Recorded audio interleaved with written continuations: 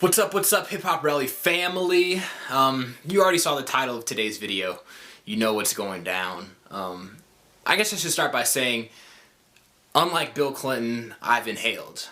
And I figure a lot of you have as well. But marijuana is just a topic that a lot of people don't talk about. You know, it's very taboo. People want to, be in the closet, if you will, about their experiences with weed and other things. But, in the world of creative endeavors of music, and especially in hip-hop, I feel like weed is a big part of this culture. And I figured that I'd be doing it a disservice if I didn't bring it out into the open and give you guys an accurate picture, or at least facilitate a discussion about, about weed and its place in music. So that's what we're going to do today. The first thing I'm going to talk about is why this is important to talk about. I'm going to tell you the exact reasons why I believe it's important that we facilitate this discussion. And next, I'm going to talk about how weed helps you to make music, how it might help stimulate the creative process. And then I'm going to talk about how it hurts you during the creative process, or how it might hurt you from, other aspects of your life.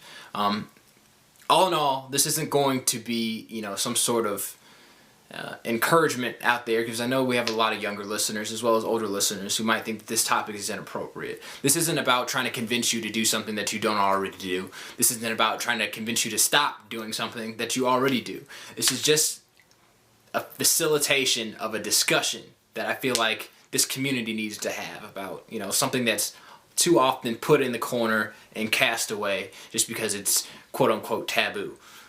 So I want to bring this out into the open, and I want people to talk about it. And this is going to be the time to do it. So let's jump into it. So how does marijuana help you make beats? Well, in my opinion, marijuana and music kind of go hand in hand.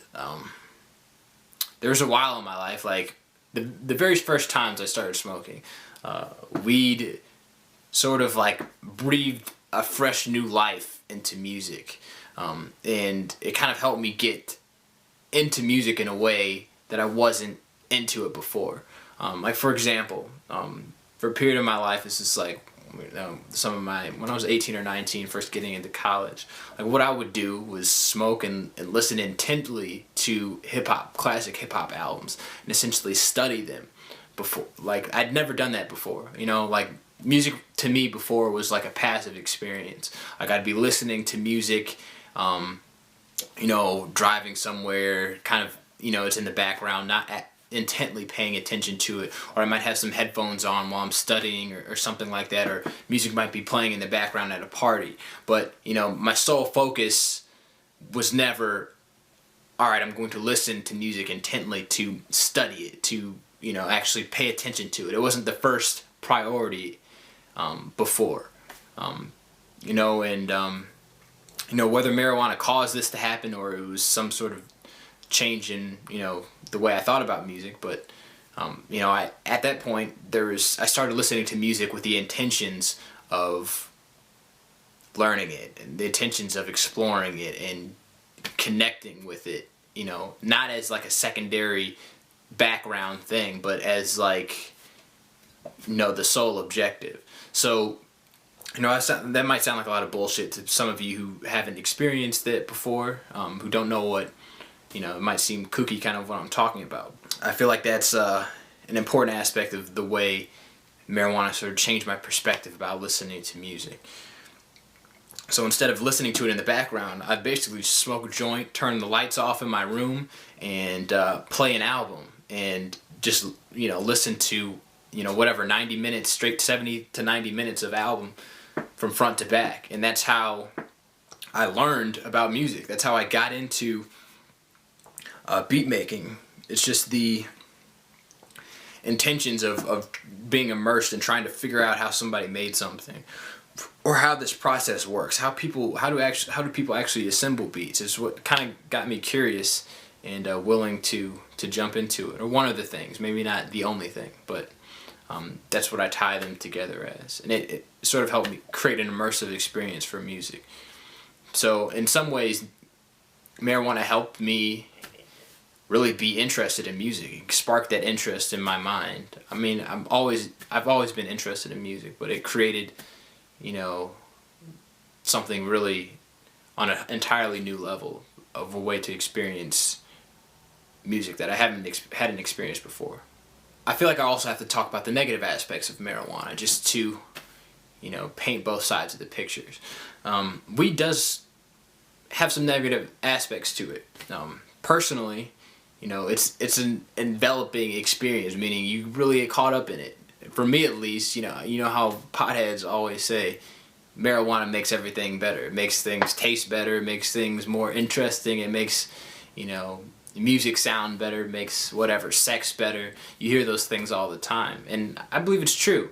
And that can be, you know, a problem for as far as if you don't have enough self-control if you don't have control over yourself, you can get wrapped up in that idea that, you know, life could be better high, I guess. So I feel like that's the problem. You know, it's almost too good of a substance, you know, and it definitely does have some drawbacks in that sense. Creative ideas do come faster, but, you know, you'll think of things that you've never thought of before. But at the same time, if that's your, you know, if that's the way that you spark your creativity, or if that's the way that you listen to music, or if that's the way that you make boring things more interesting, it can become something that you lean on consistently in order to experience life. And, you know, that's also not a good thing. So, you know, I think too much of anything can be a bad thing. You know, it's not, you know, even though I believe marijuana is not you know, as harmful of a substance as a lot of other things, you know, argue alcohol or any other sort of illegal substance, you know, if you use it incorrectly and if you go overboard with it, it can have some, you know, serious implications in your life. So, you know, you've all heard the story that weed is not physically addictive, and, you know, that's probably pretty true. You're not going to have violent withdrawals or night cold sweats or, you know, vomiting, physical symptoms from not smoking your weed. You're not going to, you know, go crazy and try to rob somebody in order to get, you know, in order to smoke a joint. But I guess that emotional aspect of it, of knowing that life could be better when you're high, does have an effect on your mind. You know, it does have a draw. You can't deny that. So, you know, I tend to be an all or nothing type of guy. You know, I sometimes I take things too far, sometimes I don't, but, you know, I think that's the way a lot of people operate. I just wanted to, I guess, facilitate this discussion as far as talking about, you know, both sides of the story, because I believe that this is real. I believe that this is what people don't talk about enough. You know, this is an aspect, this is something that is real in a lot of people's lives, but they compartmentalize it and put it to the side just because it's taboo, and just because, you know, people are offended by it easily. People are fear of that they'll be judged by, you know, admitting that they do something like this.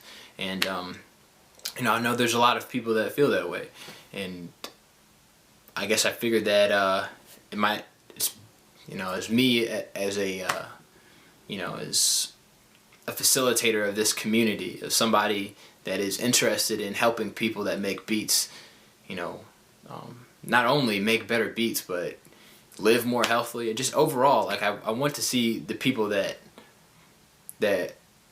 are a part of this community and a part of this blog be successful. And, you know, there's a lot of other things that, you know, relate to that world of success in making music. There's a lot of things that are involved in this. There's a lot of things that you're experienced that are related to this, and this is just one. So to wrap this up, there are times in my life that weed's been awesome. There are times that, you know, it's been destructive to me as far as holding me back from things.